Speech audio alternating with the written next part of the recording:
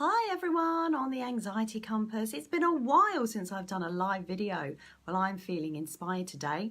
The reason being because tonight is Inspiring Talks Brighton and I've just created a little speech. So I thought I'd share it with you guys because it's some wisdom that I think will help you if you suffer with anxiety or depression.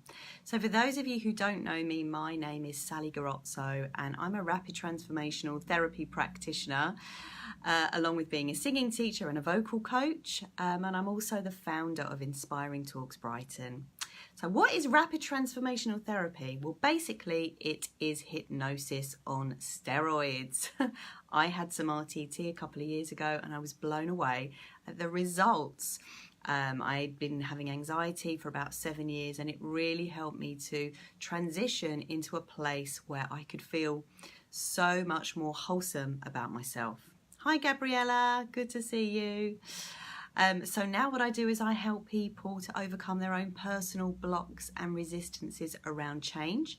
Whether you've got an addiction, a weight issue, you're drinking too much, or you're not able to move forward in your life quite the way you want to, I can help by reprogramming your subconscious mind. So that's the all-important powerful part of yourself that drives all of your habits and your processes. But today we're not talking about that. We are going to be talking about how to avoid overwhelm. This is a subject that I am so passionate about because I, in the past, not so much these days, but got very, very overwhelmed and stressed out. So I found this book called Essentialism by Greg McKeown, and I love the subtitle, which says The Disciplined Pursuit of Less. Now, I am one of those people who gets stressed out when there's too much in the fridge or when there's too much clutter everywhere. I am definitely one of those people that prefers less. To me, less is more. So that's what we're going to talk about. You can get your notebooks out if you want, or make some notes on your laptop or whatever. And we've got two people joining us. So who else? Holly. Hey, Holly. Yeah, show me some love. And what else do I need to say? I think that's it. Yeah, get your notebooks out and let's go. So how many of you here watching this, whether you're watching the replay or not, it doesn't matter. How many of you here feel stressed and overwhelmed? A lot of the time, some of the time. Let me know what triggers your overwhelm and let me know how you experience overwhelm. So here are my top 3 tips for helping you to manage overwhelm based on this book, Essentialism by Greg McKeown. Tip number 1, you must decide absolutely what is essential and then cut out the rest, okay? Now this does take serious consideration and it also takes a bit of discipline as well, because the truth is we are a little bit addicted to the things that we love. Not so much even the things that we love, but we're addicted to our habits. We get very, very attached to them, and we also get very attached to the non-essential things. So it really takes a bit of discipline and also a real concerted effort to find out what these things are, to really, really contemplate what these things are that are essential or non-essential. So, for example, hey Rachel Collins, I've been thinking about you recently. Don't know why, but just have. So things to consider with regard to what is essential, what's not essential. Is makeup essential? Well, maybe it is when you're doing a Facebook Live. But sometimes, you know, I wake up and I think, well, I'm not seeing anybody today, so I'm not going to put any makeup on. There's 15 minutes there I've shaved off automatically. So there you go. And also clothes. Like, I used to just be so complicated with the clothes that I was wearing. And I would change like 5 times a day because I'd be having to change for the gym. So I'd wake up and I'd just put on some comfies. Then I'd change to go to the gym. Then I'd come back and change again for my clients. Then I'd change again for going out in the evening. So it's like God, this is a lot of changing. So now I wake up and I put on this kind of hybrid gym outfit that can also work for going to the shops, teaching, singing, and then maybe even dolled up a little bit for going out in the evening. So Sweaty Betty is great for like great funky leggings that you can wear to the gym and also be seen out and about in. So that's the kind of thing I'm talking about. Also, what kind of social media is absolutely essential for you, your personality and your business? So for example, I'm very wordy, I like words, so Facebook I find really essential for me.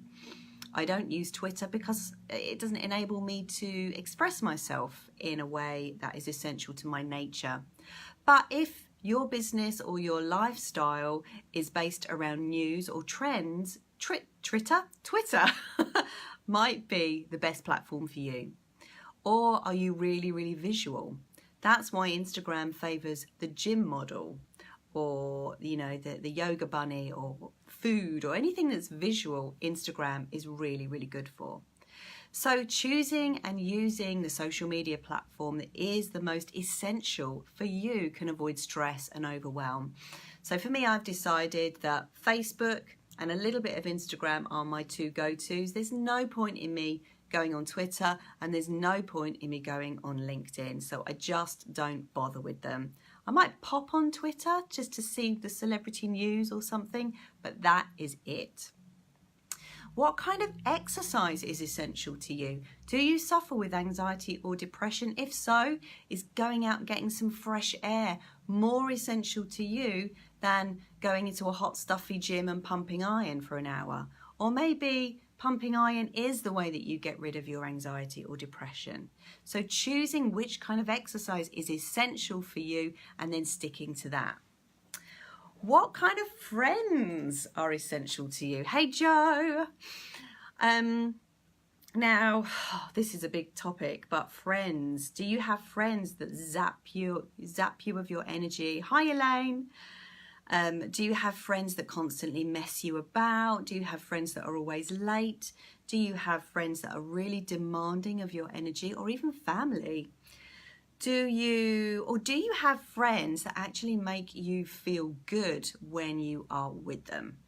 When you're together, do you vibe off each other? Do you have exciting conversations? Do you get energized when you are with that person? So friends can actually be essential or non-essential. I know it sounds a little bit like, really, would you do that to your friends? But if you're trying to carve out a life for you that is free of overwhelm, actually, you might want to take a break from some of those friends that zap your energy because they're not essential. Thoughts. Now, this is a big one. What thoughts are you having that are essential or non-essential? Now, this is a really tricky one because our brains are... Sometimes my brain is like a war zone. Believe me, today I'm having a really good day. But sometimes my brain is like a war zone and my thoughts are all over the place. And I believe this is why meditation is very essential. It's an essential practice because it helps you to really train your focus and to focus on one thing. Now, often when we're overwhelmed, we're focusing on everything because we're letting it all come in to our existence. And what we want to try and do is shut those non-essential thoughts out. So meditation is a really, really essential training, in my opinion, to enable yourself to do this, because there's absolutely no point in ruminating about the past and worrying about the future. Staying in the present moment is, I believe, an essential task. From there, we can create from a place of centeredness rather than from a place of fear. So the other thing that I've written down here about essentialism is messaging. Now, today's communication is all done online, let's face it.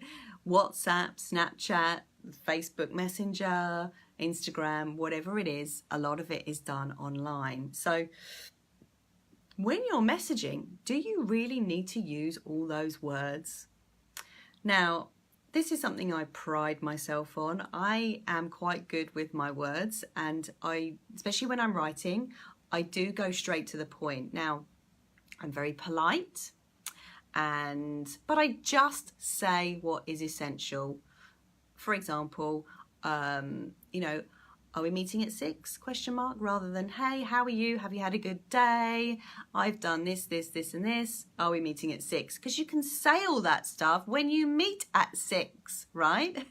And there you've just shaved off like 2 minutes of your time by only focusing on the words that are essential. So let me know. There's quite a few of you lovely people watching. God, and it's 11 o'clock in the morning. I'm so thrilled that you're all here. I was thinking no one's going to be on. I haven't done a Facebook Live for ages, but I'm so thrilled. So let me know if any of you resonate with this, if any of you feel overwhelmed, and if this subject is a good one for you. So how else do we become overwhelmed? We end up with lots of business projects, lots of business ideas. So which of your business projects are absolutely essential? Which of the ones make your heart sing? Which of the ones generate most income for you? And which ones are robbing your time? They're taking too much of your time, but not just that, your mental energy. If you find yourself thinking, oh, I must do this, I must do this, I must do this, while you're having a shower, or you're cooking dinner for your family, or if those thoughts are like eating into your downtime, then that might be a signal that you need to outsource that particular process, or just snip it all together. So in every area of your life, it is vitally important to decide on what is essential and what is not essential if you want to avoid overwhelm. And there's a brilliant saying in this book here. I'll show it again. This is Essentialism by Greg McKeown, The Disciplined Pursuit of Less. And what he says in this book is you can do anything you want, but you can't do everything. And I love that. That's my mantra. So you've decided that you need to have a cull. But how do you decide what to keep and what to snip? Number 2, it's really, really important for you to escape. So, in order for us to get really clear on what is essential to us, we need to escape, because what we're doing is when we're in the thick of it, we're juggling all these balls and we're stressed.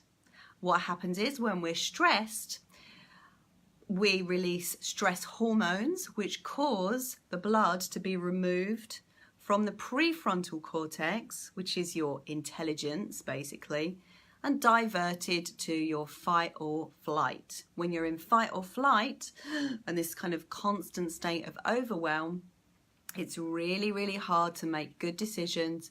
It's really hard to know what you actually want, and knowing what you want deep within your core is the most important thing, because when you know what you want, you can make a decision around it.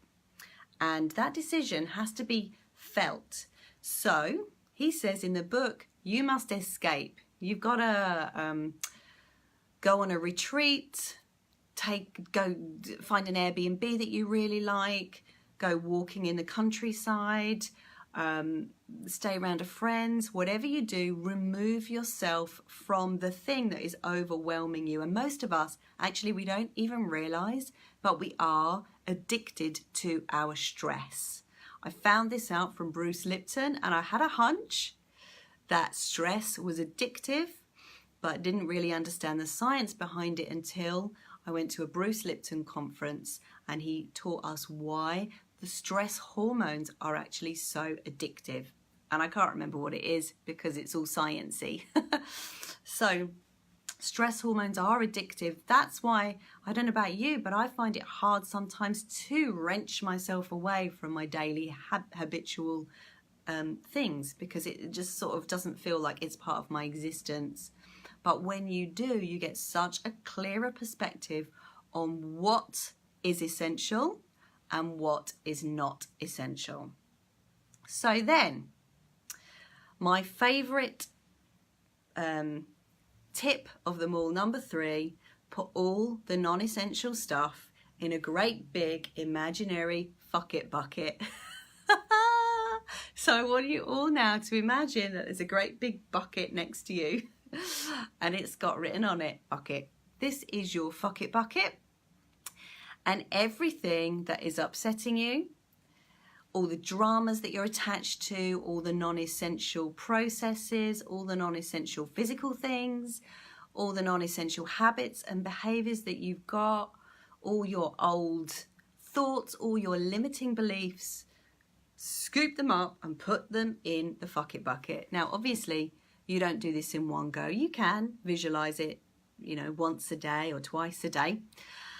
But, you know, when you have a hunch that you are doing something that is non-essential, you might want to scoop it up in your imaginary mind and put it in the fuck it bucket when it comes up. So this is a process that I do sort of regularly, and I make a little note to myself, is this essential? Is this, especially if something has pissed me off, this is a good one, because we can very quickly get attached to our drama and our anger, and we can throw fuel on it and we can get very worked up over it.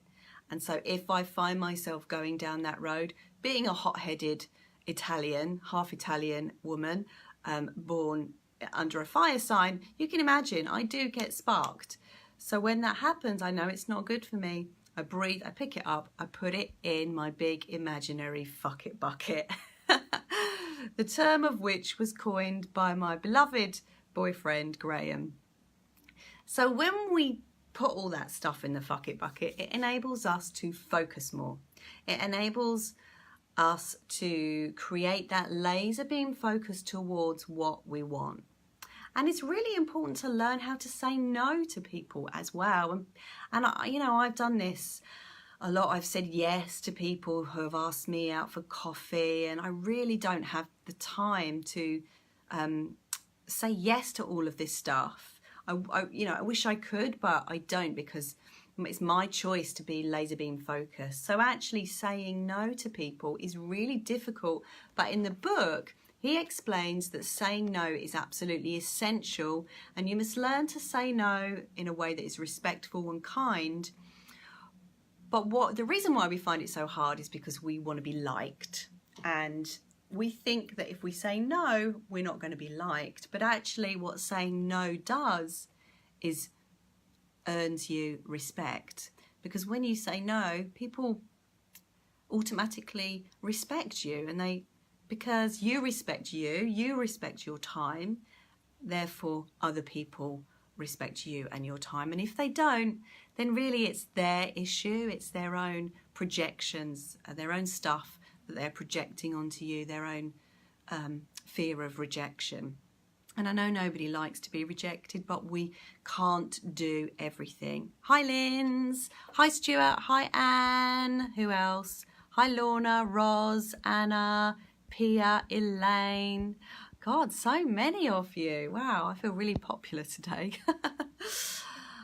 So yes, I really like this analogy of the light bulb. The light bulb, its light is scattered. Yes, it lights up a room, but it doesn't do much else. Its light is scattered. And when you're overwhelmed and your attention is scattered, you're not doing very much but lighting up a room, as opposed to a laser beam. Now, a laser beam is made of noble gas, and noble gas is very special, apparently. It doesn't need any other element for it to come alive, so it's independent. And a laser beam is made of noble gas, or something to do with that anyway. Science. I found that out at Bruce Lipton. So a laser beam creates lots of energy, right? And it can cut through metal. And I like to think that if you have laser beam focus, you can cut through metal and change matter. There you go. That's my quantum physics for the day. So that's all. So I'm going to quickly recap. You need to decide what is essential and what is not essential. You need to escape in order to do that. So go on retreat and then put all the non-essential stuff in the fuck it bucket. Refocus your attention and become that laser beam, and then watch life give you the gifts. Watch life show up for you in a way that you are showing up for yourself. And that is why I find the practice of essentialism so powerful, because it feels like a shortcut to manifesting what you want. It's a simple path, but it's definitely not easy. So that's all for today. I hope you've enjoyed it. I'm going to try and do more of these, and in an attempt to be more in my feminine energy, I said before, I think, that I'm only really doing these lives when I feel like it, when I've got something to say, when I'm energized, so that I'm not forcing myself and going against my inner will. And so that's it. In the meantime, if you are interested in having an RTT session with me or finding out more, you are welcome. My website is sallygarozzo.com. There's lots of information on there about RTT. You can book in for a free phone call with me if it's something that you are seriously considering for yourself, if you've got any kind of mental, emotional, physical blocks that you feel are holding you back. Elaine, thank you already. Thank you already for giving me a fuck it bucket. I had no idea I needed one until today. Bless you, lovely. I'm going to read more of that in a minute. I can't see it all at the moment. So that's it. If you want to let me know if there are any other topics that you want me to cover, then please do send me a message. And that's it. All right, lovelies. If you're watching the replay, do comment, because I will still reply. Lots of love. Bye.